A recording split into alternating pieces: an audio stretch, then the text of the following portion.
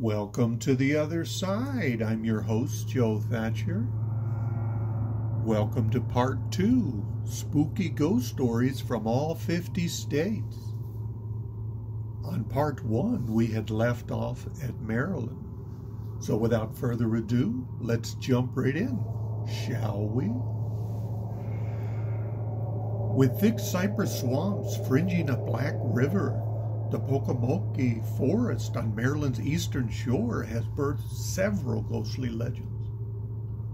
Folks say that a teenage couple drove into the forest, but unfortunately for them, they ran out of gas. The boyfriend went to get help, and the girlfriend was woken in the middle of the night by strange scratching sounds on the car's roof. In the morning, she discovered her boyfriend hanging upside down from a tree, and his fingernails just touched the car roof. That is what she had heard. In another tale, a couple in a car heard a radio report of an escaped murderer with a hook for a right hand.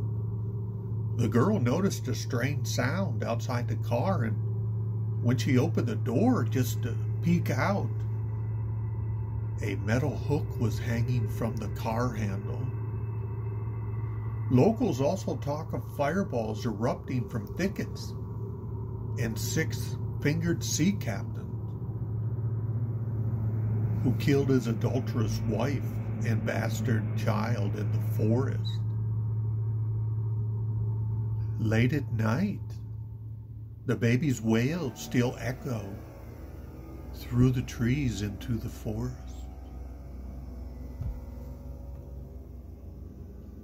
Moving over to Massachusetts,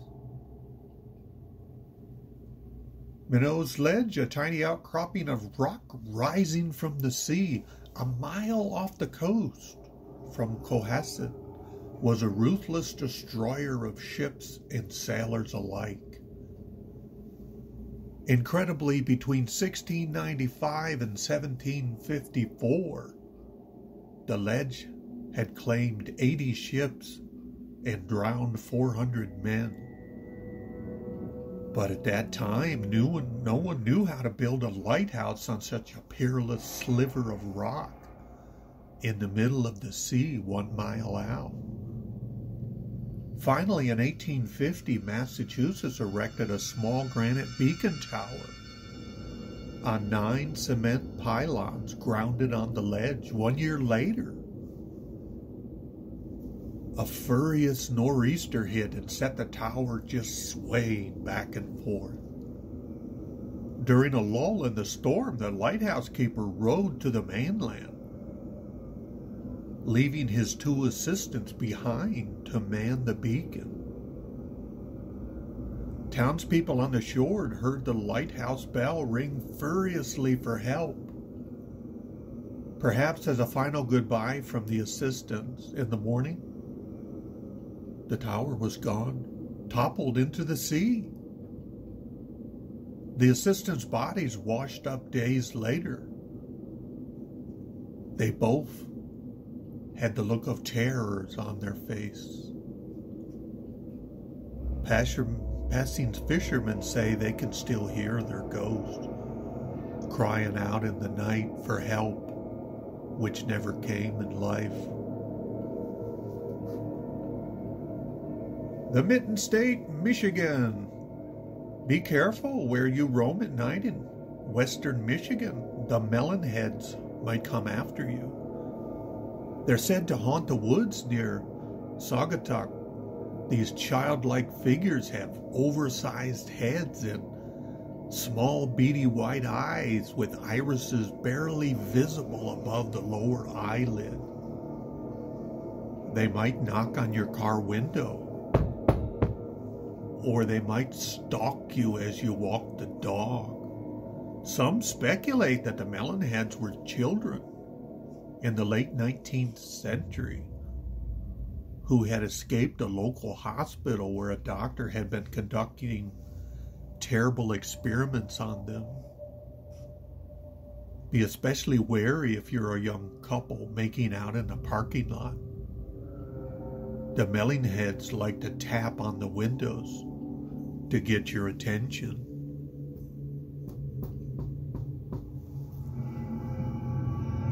Moving over to Minnesota. Ghost hunters have come from all over the country to visit the Palmer House Hotel in Sauk Center in the hopes of glimpsing a permanent guest, Lucy, a ghost who hasn't forgotten the male gender for her tragic life and even more her tragic death. As the story goes, Lucy was a prostitute who worked in a brothel erected on the future site of the hotel. It burned down, taking Lucy and other escorts with it. It is said when men passed by, she said to slam doors, and the temperature in the room Lucy's in drops very low quickly. Guests can even ask for room 17, Lucy's favorite. That is, if they're feeling adventurous. Heading south to Mississippi, at the center of the historic section of Glenwood Cemetery, Yazoo City's public burial grounds, there's a grave surrounded by a thick chain-link fence. Local lore claims that the grave belonged to a witch who lived among the people on the Yazoo River. It is said she used to lure fishermen to the shore. Then she would torture them into the night. When the Yazoo County Sheriff came to arrest her, she fled into the swamp and she ended up falling into quicksand. The sheriff found her half sunk. Before she drowned, she swore to take revenge on the Yazoo City. No one thought much of her threat, but they did fence in her grave just in case. Then on May 25th, 1904, suddenly a fire nearly wiped out the entire city, spreading quickly on unusually fierce winds that night. After the fire, Yazoo City residents found the chain link around the witch's grave cut open. And sometimes late at night, those men who were tortured can be heard screaming into the night. Heading to Missouri, an old couple in Overton who made a trickle of income lodging travelers in their home. Well, they decided one night to murder a wealthy boarder and make their fortune that way. What they did was they killed him when he was sleeping. They hid his body. They took all his money and all his possessions. They used that wealth to build a brand new house years later. As the woman lay on her deathbed, she made her husband promise to keep their secret and never to remarry. But he took a new bride within a year. The people of Overton, disapproving of the widower's impropriety, harassed the couple on their wedding night with catcalls, drums, and even rifle shots. But when the man went outside to shush the crowd, he was startled to see a black carriage pull up to the house. Inside sat a woman, pale as death himself, and she was dressed in white. Without a word, she pointed at the man, and as if in a trance, he got into the carriage. The townspeople were shocked as it drove up and disappeared right before them. And he was never seen again. Ever since, though, townspeople have spotted the black carriage, and they quickly go in the other direction. They want no part of that carriage because it has become an omen of danger. Heading over to Montana, taking a drive along Highway 87 by Black Horse Lake in Montana. If the legends are true, you'll want to think twice before agreeing to pick up just any old hitchhiker. Locals claim that a man known as the Phantom Hitchhiker of Black Horse Lake. He was said to be a Native American man wearing a jean jacket. He just suddenly appears on the road and then violently smashes against your windshield as if he's been struck by your car at a great speed. It is said that the man was involved in a fatal car crash many years ago, and he is doomed to reenact it in death what happened in life.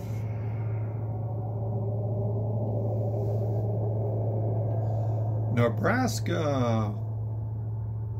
Blackbird Hill, Nebraska is best known as the gravesite of the Omaha Indian chief named Blackbird, who was famously buried sitting upright on his most prized horse. But the hill is also home to one of Nebraska's oldest ghost stories. You see, in the late 1800s, a local man discovered that his wife still had feelings for a long-lost lover. Consumed in a fit of jealous rage, he stabbed his wife and then, in a panic, picked up her body, ran to the cliff on Blackbird Hill, and jumped. It's said that if you listen closely on October 17th, you can still hear a woman screaming near the top of that hill. Nevada. Long before the founding of Las Vegas, a pair of lovers named Timber Kate and Bella Rawhide toured the saloons of Nevada, performing a live sex show. One day, Bella abandoned the act and left Kate for a man named Tug Daniels. Breaking her former partner's heart, Kate eventually ran into Bella and Tug in a Carson City brothel, which ended up resulting in a knife fight. During the melee, Tug murdered Kate, and it's been said that her disheveled ghost still haunts the halls of this bordello. Heading back northeast, New Hampshire. Before the Portsmouth Music Hall was built on Chestnut Street in 1878, the site was home to the Temple, a public meeting house where black abolitionists like Frederick Douglass spoke against slavery. A Baptist meeting hall, an 18th century prison, and one of the first almshouses in the whole colonies. With all that history, its ghosts could be a mixed bag, but they seem to all be about the stage. Audience members have reported seeing a man dressed in clothing so convincingly Victorian, they thought he must be an actor. It was part of the show. Until he suddenly faded away right before them. They've heard shuffling feet near the box office, and loud footsteps can be heard in the empty hallways. Some have witnessed a shadowy mist blocking their view of the stage, dark shadows passing in front of their seats, or the stage curtains rippling as if someone were walking behind them. But no one was there. Sounds like at least one phantom is still yearning for some time in the spotlight. New Jersey.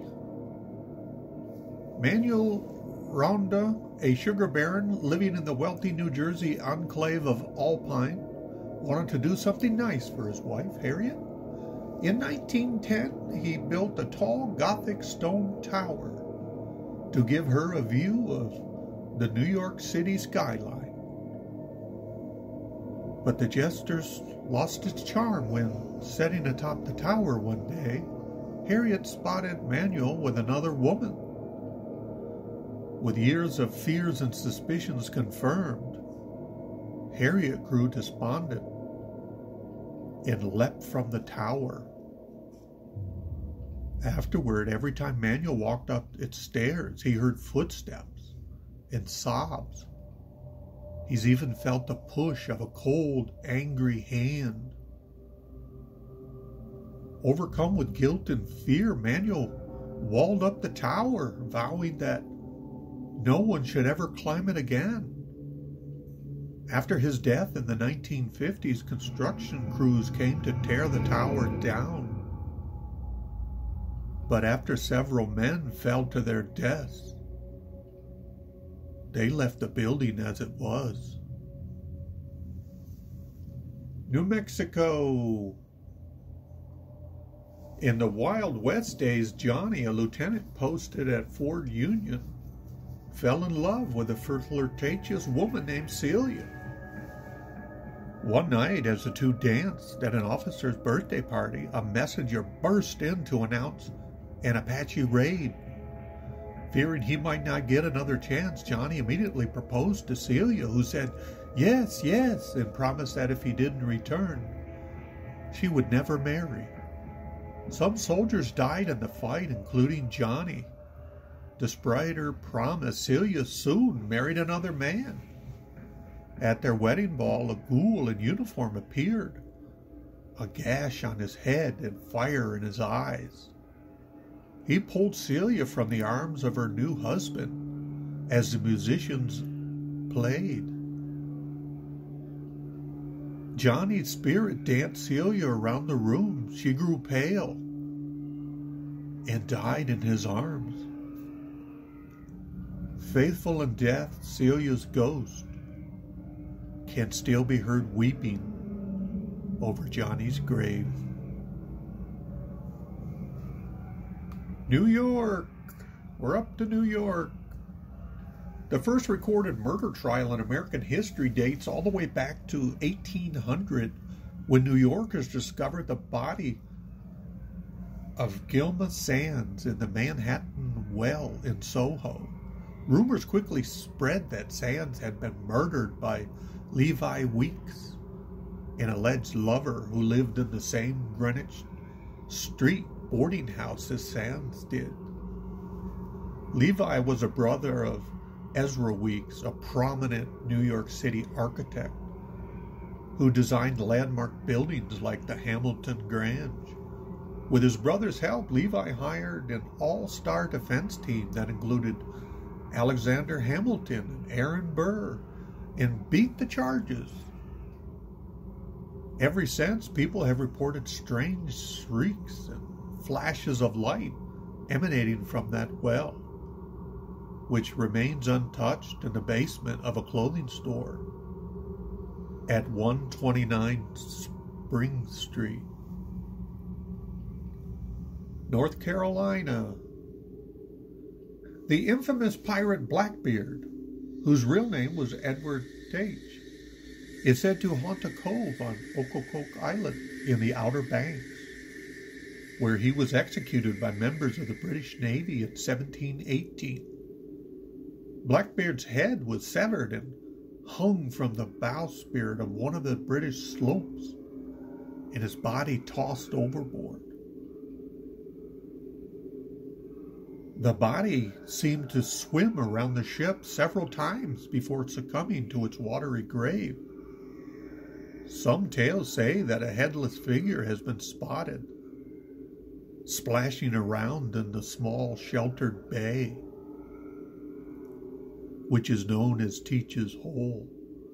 Other reports say Blackbeard has been seen roaming the beaches with a lantern, looking for his lost head.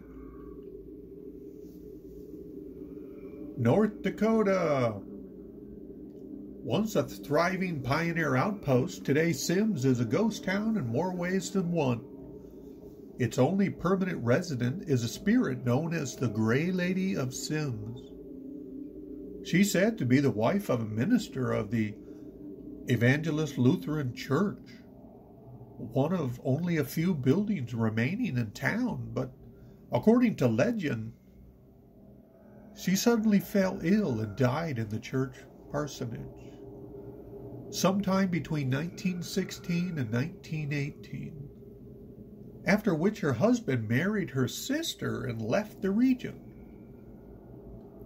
By the mid-1930s, the Gray Lady had begun haunting the parsonage second floor, pulling back the curtains, opening and closing windows, and pumping its well with her invisible hand. Her antics so spooked the people, they wrote a letter to a local bishop to complain about the supernatural activity, which they said kept scaring off new ministers. The spectral figure is said to still haunt the church, which is home to an active congregation.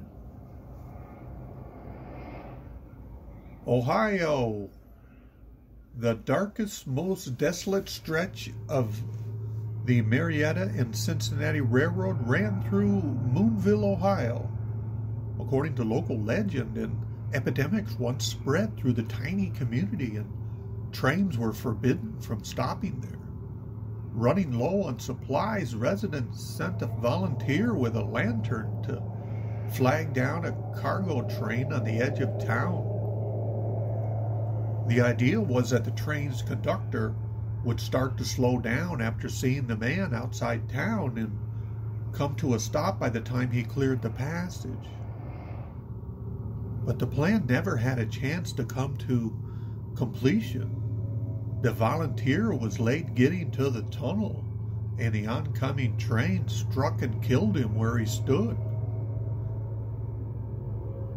Today, the Moonville Tunnel is one of the few remaining landmarks from the defunct mining town, and some visitors still claim to see a ghostly figure carrying lanterns in the darkness. Others are convinced they've encountered one of the many other souls who were said to have lost their lives at this location. Going to move out to Oklahoma decades ago when the owner of what's now the Skirvin Hilton Hotel in Oklahoma City discovered that he had impregnated a housekeeper. He responded by locking the maid in one of the rooms. She was to stay there even after she had the baby. However, the despairing housekeeper had other plans and threw herself and the baby out of the window. Nowadays, her spirit tends to get a lot of press for terrorizing NBA players.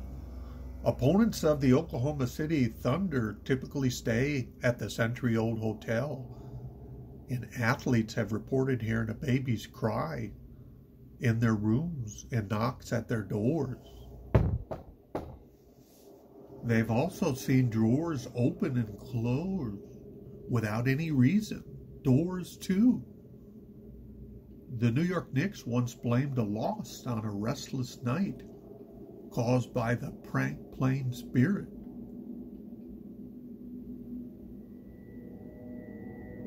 This was reported in the New York Times at the time.